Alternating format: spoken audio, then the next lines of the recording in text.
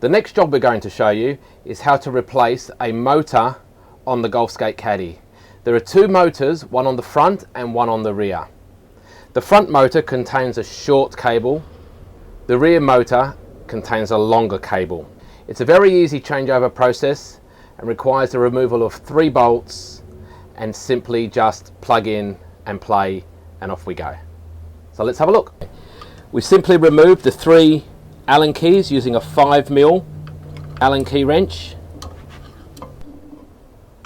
Once the motor is removed, it's simply just a case of replacing it with the other unit. The next job we're going to do, we have a 17mm and a 10mm socket set to remove the front truck and springs and bush. And there's a particular way in which we have to do this in order that everything is removed safely and easily. And it starts by removing the pressure of the 4 bolts which hold down the base plate. Simply remove each nut up to the end here. Do not remove the nut completely.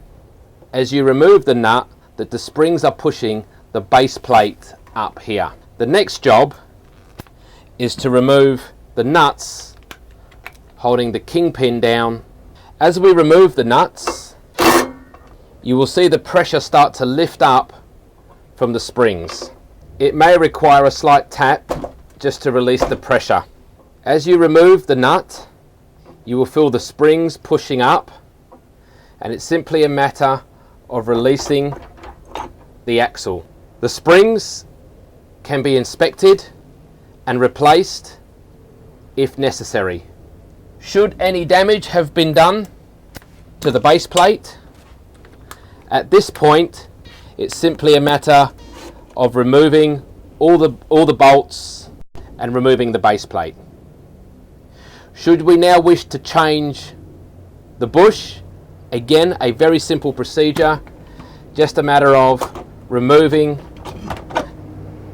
that bush. Replacing the mechanism is more or less simply a process of reverse.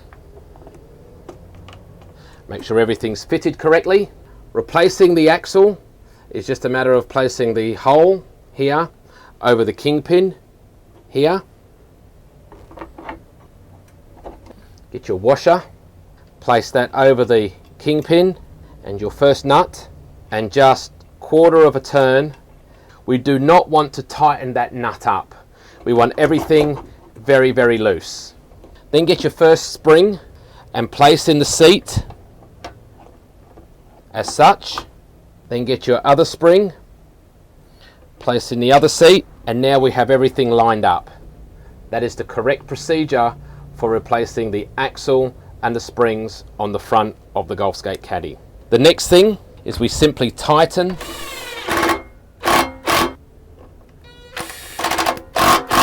the second process is to tighten down the 4 nuts. Once everything has been tightened down, if you desire, you can loosen the bush just slightly to allow a little bit of a freer, easier ride by loosening these nuts here just a couple of millimeters. This allows a freer ride, if so desired, on the axle. Motor replacement is simply just a case of connecting the cables and the 3 nuts that we took off initially. Ensure that the cables are pushed back.